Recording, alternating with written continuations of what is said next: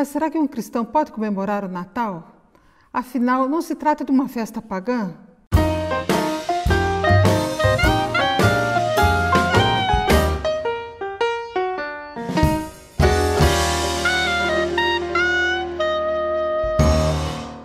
A paz do Senhor Jesus, irmãos. Como nós já estamos no final do ano e próximos ao Natal, hoje nós queremos compartilhar com vocês sobre essa data. Uma data bem festiva, muito comércio, muitas cores, enfeites, casas coloridas, iluminadas, árvores com suas bolas coloridas, época também de amigo oculto, não é mesmo? Panetones, pernil, peru, rabanada e outras comidas típicas dessa época. Mas será que um cristão pode comemorar o Natal? Afinal, não se trata de uma festa pagã? E mesmo assim, será que podemos comemorar o Natal? Mas que eu saiba, irmãos, não existe nenhuma recomendação no Novo Testamento falando sobre o Natal.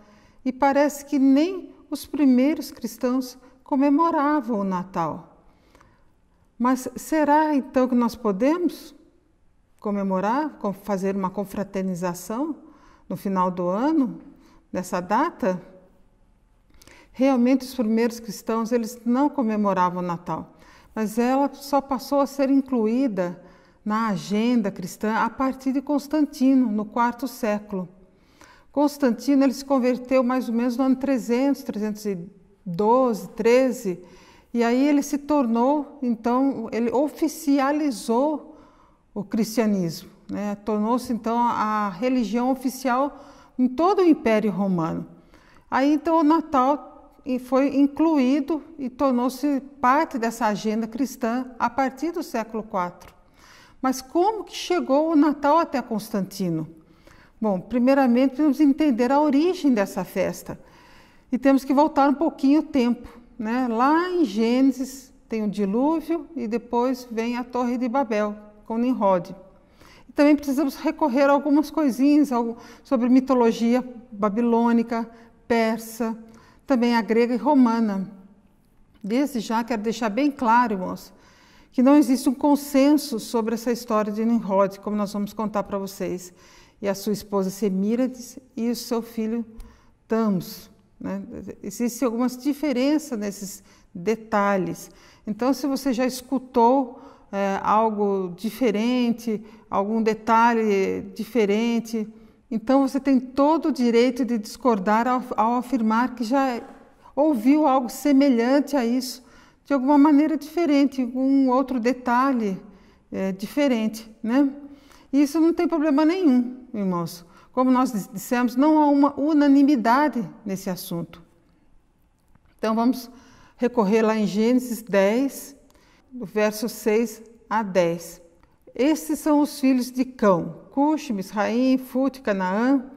E os filhos de Cuxi, diz lá quais são os filhos de Cuxi, que eu não vou nem ficar citando. E no verso 8 diz assim, então, que Cuxi gerou Nimrod, o primeiro homem poderoso na terra. E ele foi o mais valente, né? Valente como Nimrod.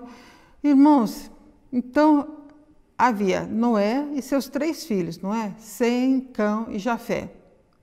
O Cão foi aquele que descobriu a nudez de seu pai, de Noé.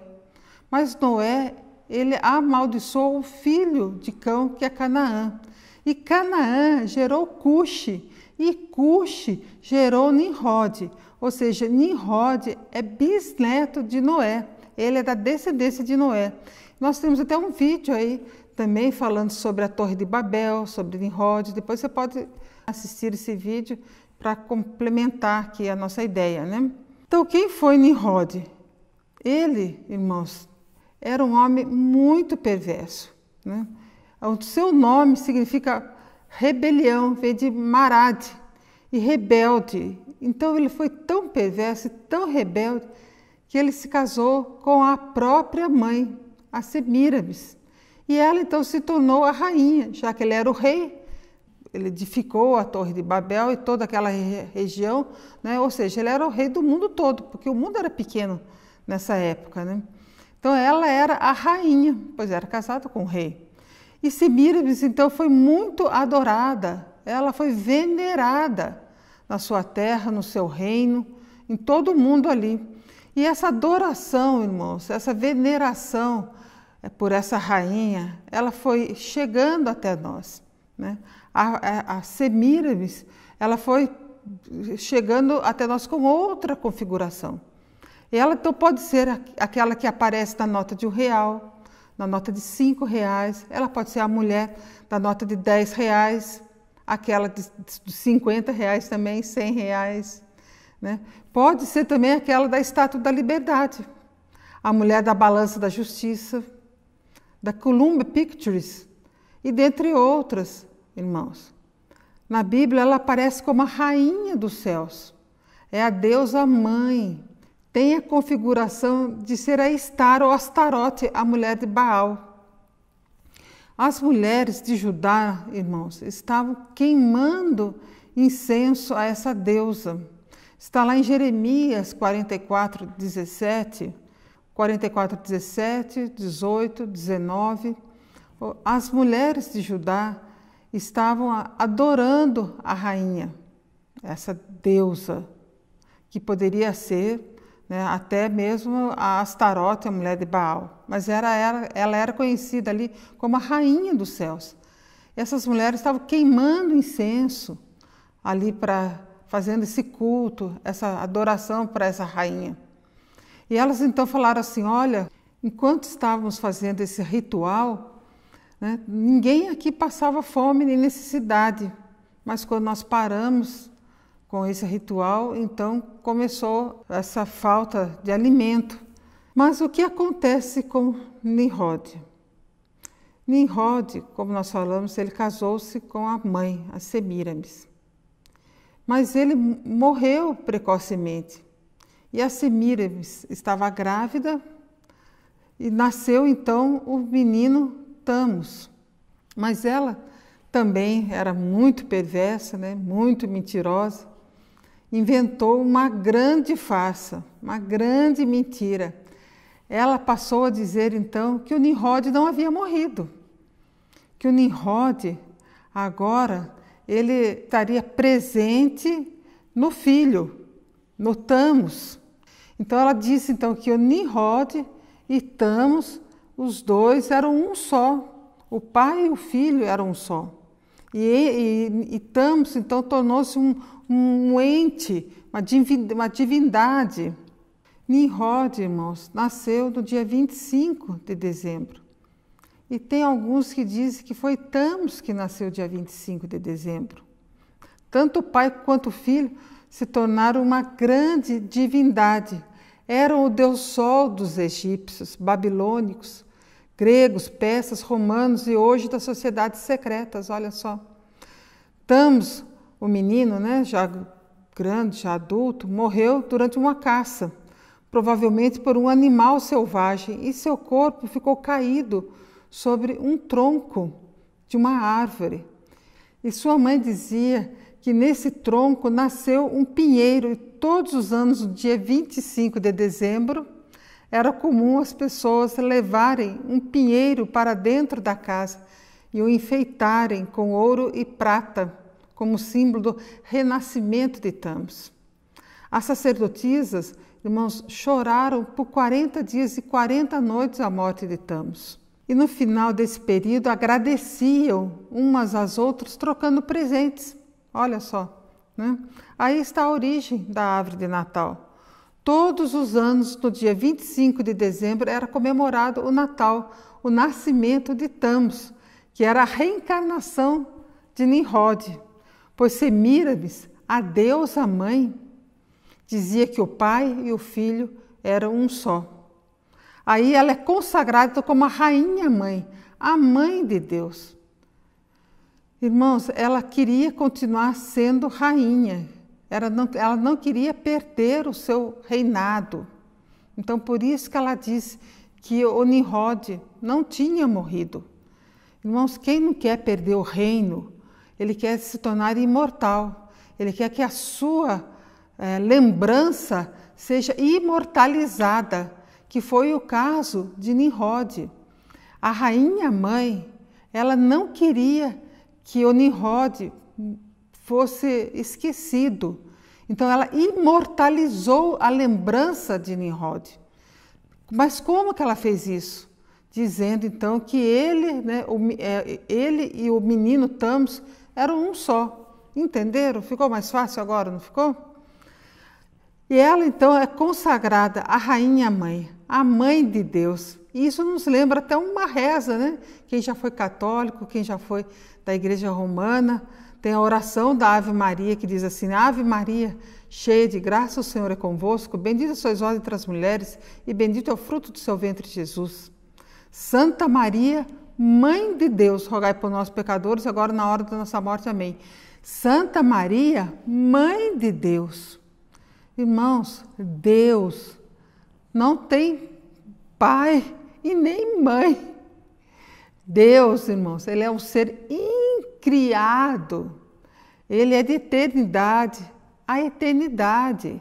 Ele não tem início e nem fim. Então, ele não tem pai e nem mãe. Né? Maria não é a mãe de Deus, é mãe de Jesus. E lá em Ezequiel 8,14, vemos as mulheres de Judá chorando por Tammuz. Diz assim: e levou-me à entrada da porta da casa do Senhor, que está da banda do norte. E eis que estavam ali mulheres assentadas chorando por Tammuz. Ezequiel havia sido deportado para a Babilônia. Irmãos, Ezequiel, ele era sacerdote e depois foi levantado como profeta. Ele foi deportado para a Babilônia, não na primeira leva foi Daniel, e Ezequiel foi na segunda leva para a Babilônia. Mas ele estava lá entre os caldeus, mas o Senhor mostrou, né, deu a ele uma visão, e ele viu então lá, né, como se ele tivesse sido transportado, mas ele não foi transportado, na verdade ele teve uma visão de Jerusalém, do templo, e ele viu então o templo ali, que era o templo de Salomão, que estava empestado de ídolos. E entre esses ídolos estava Tammuz, estava o deus Sol, ou deus da fertilidade. E pode ser também Baal. E as mulheres choravam por Tammuz. Elas estavam entregues à idolatria. Foi uma época decadente do povo de Judá. Não só as mulheres, né? Todo o povo de Judá haviam caído no pecado da idolatria. E por isso, então, eles foram para o cativeiro. Eles foram para a Babilônia. Já o Jeremias, ele não foi para a Babilônia. Ele ficou em Judá. Ele ficou, depois acabou sendo morto lá no Egito. Os próprios judeus acabaram matando a espada, né? Mas então vem depois o domínio dos persas. Quando os persas dominaram essa região, eles levaram todas as idolatrias para a Pérsia, inclusive os deuses Tammuz, Nimrod e Semíramis, que apenas mudaram de nome. Olha, depois vieram os gregos, que fizeram também a mesma coisa, mudando apenas o nome de Nimrod, passou a ser Zeus. E Semíramis é Afrodite, e Tammuz é Eros. Afrodite para os gregos e Vênus para os romanos. E os egípcios também mudaram, né? Trocou só a configuração, né? Tornou-se então Osíris, Ísis e Horus. O Nimrod tornou-se Osíris, a Semíramis era Ísis e o menino era Horus. E agora no tempo de Jesus, hein? O domínio era romano, não é mesmo? E Roma mudou também os nomes deles. Passou a se chamar Vênus, que é a mãe, e o menino, que é Cupido, ou seja, que é Mercúrio. Mas eles caíram a figura do pai. Então ficou só a mãe e o filho. Aí com o imperador Constantino, que havia se convertido, né, tinha se tornado um crente, né?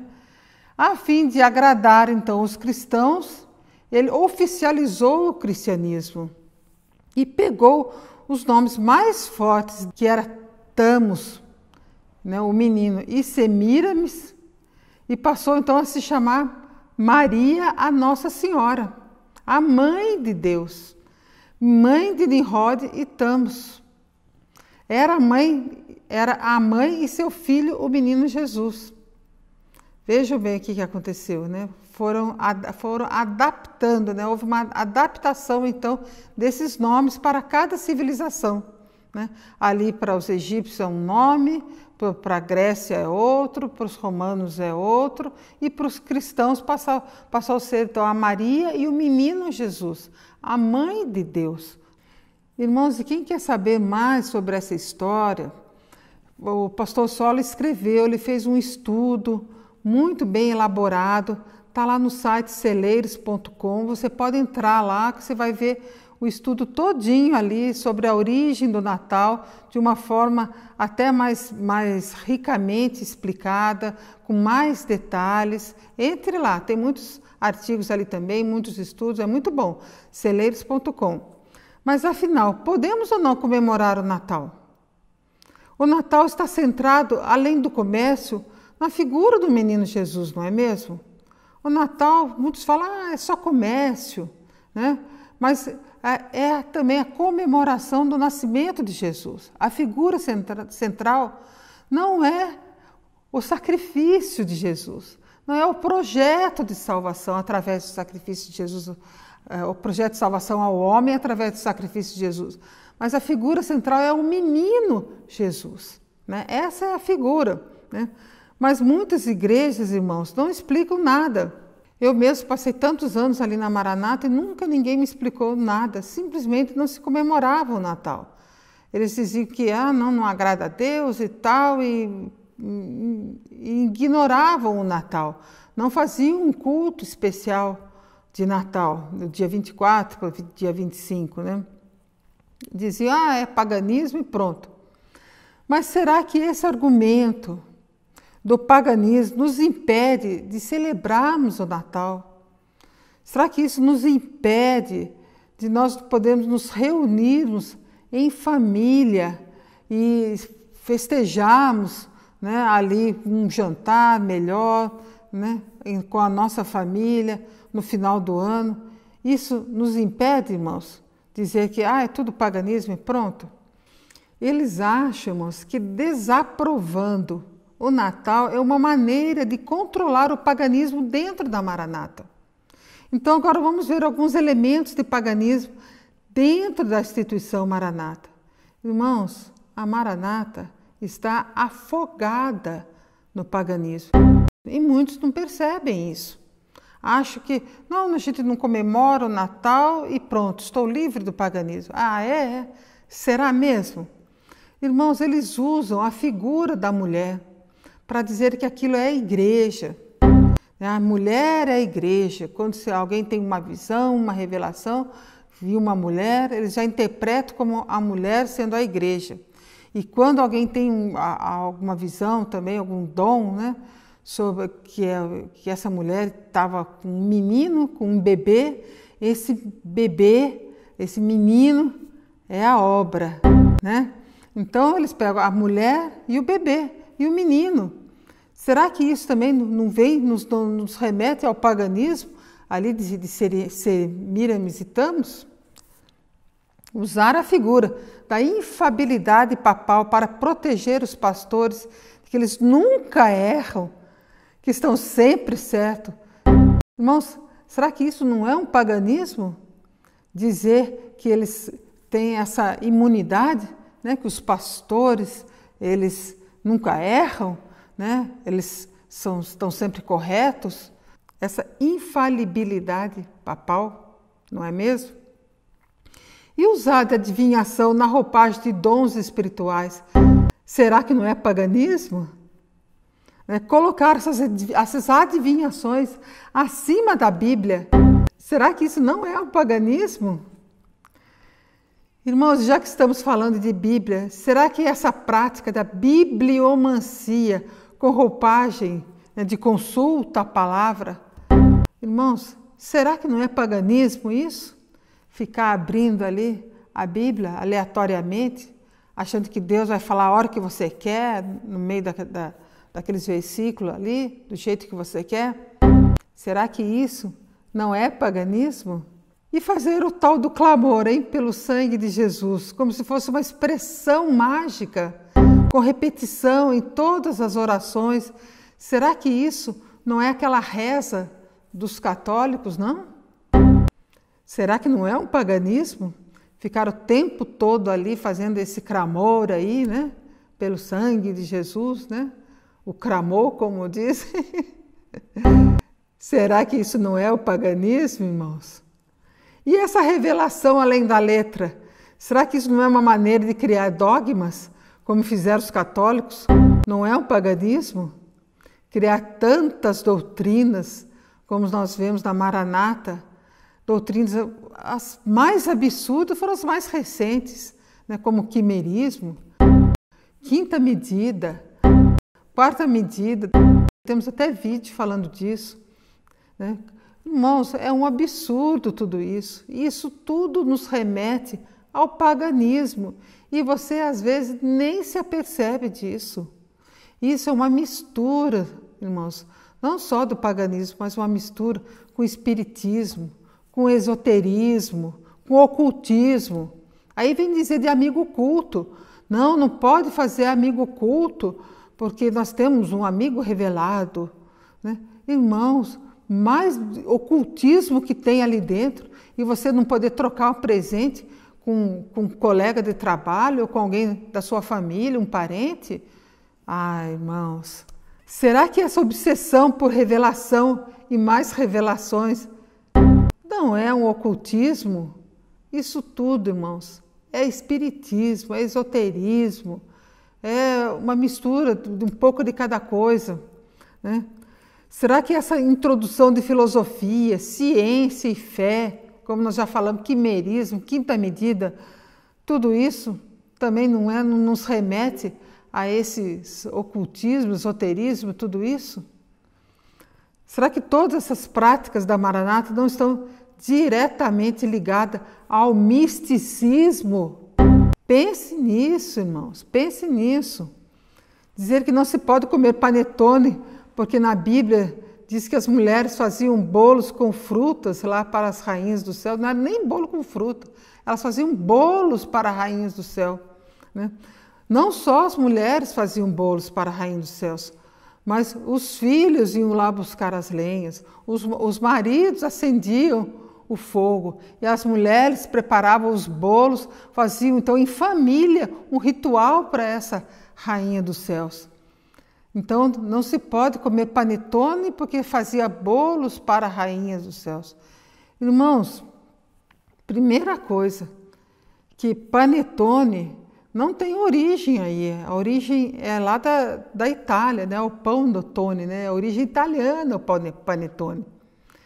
Mas na Bíblia, não só eles faziam bolos para essa rainha dos céus, mas fazer bolos está dentro do ritual do judaísmo. É a oferta de manjares, é a oferta da farinha, que vem depois do holocausto. Confira lá em Levítico, no início do livro de Levítico.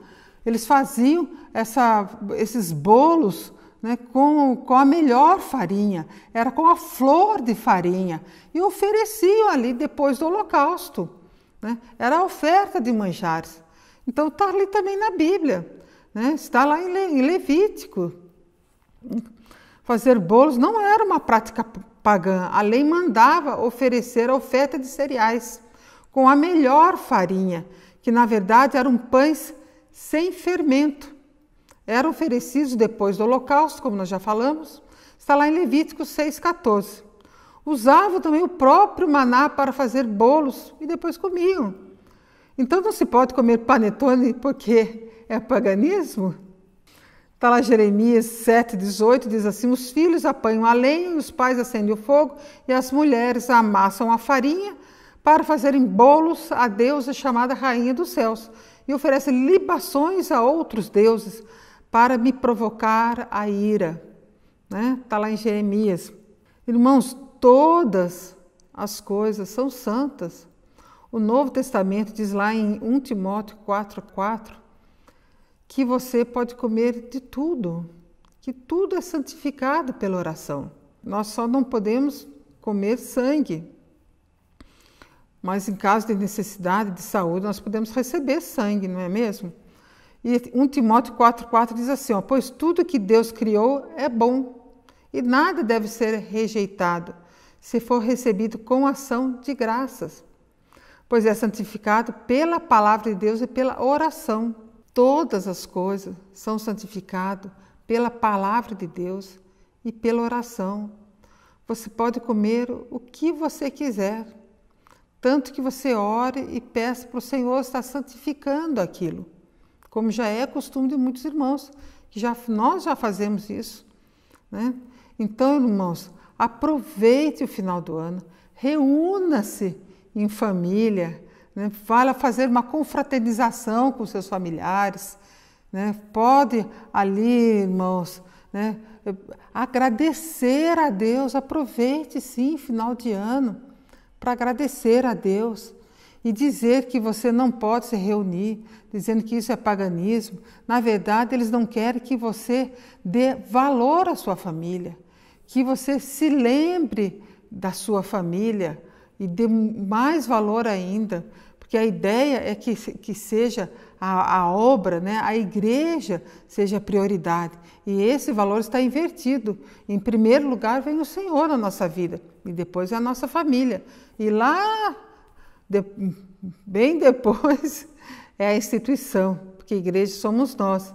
Então, irmãos, final de ano é muito bom nós podemos nos reunir, isso é saudável, né? Eu creio que o Senhor se alegra quando vê uma família ali em oração, né? Santificada, né? Buscando o Senhor, agradecendo por tantas bênçãos que recebeu. Aproveite para agradecer a Deus tudo que você recebeu durante esse ano. Ah, mas foi um ano difícil. Foi, irmãos, foi um ano difícil. Difícil para muita gente, para todos nós. Mas mesmo assim, nós temos que estar ali, né, agradecendo ao Senhor, né? Podemos nos presentear, dar um presente para o filho que passou de ano. Qual o problema nisso? Sim, meu filho, você passou de ano, olha que bom, você estudou, você foi ali, né, se esforçou, né, e está aqui um presentinho do papai e da mamãe para você. Isso é uma bênção, irmãos, né? E é final de ano, então, as pessoas estão com o coração mais abertos, as pessoas estão com o coração mais amolecidos, digamos assim, né? E é a época boa para se pregar a palavra de Deus. E pregar, né, não o menino Jesus, não a Maria, mãe de Deus, né? A Maria tem que ser honrada, né? Mas pregar que Jesus, irmãos, ele morreu na cruz, né? Ele se sacrificou por nós para nos dar a salvação. Mas Jesus ressuscitou. E isso é uma bênção. Nós devemos celebrar, estar sempre lembrando disso, que Jesus ressuscitou. E nós podemos, irmãos, estar celebrando, né, não só do Natal, mas todos os dias, né, lembrar que nós servimos um Deus que ressuscitou, um Jesus que vive, um Jesus que está vivo. E isso é uma grande bênção, né? Irmãos, então celebre o Natal, se alegre aí com seus familiares, né? Dê valor à sua família, né? Marido, dê valor à sua esposa, esposa, dê valor ao seu marido, né? Pais, dê valor aos seus filhos e filhos, dê valor aos seus pais. É um período bom para a gente estar sempre meditando com relação aos valores que nós temos com os nossos familiares, né? E ver o quanto que o Senhor nos amou, né? Tantos livramentos que o Senhor nos deu durante o ano todo e nos sustentou, e por isso nós estamos, né, na presença do Senhor mais uma vez, né? Irmãos, e que Deus te abençoe, fique na paz do Senhor Jesus e até o próximo vídeo, então, a paz do Senhor. Graças a Deus.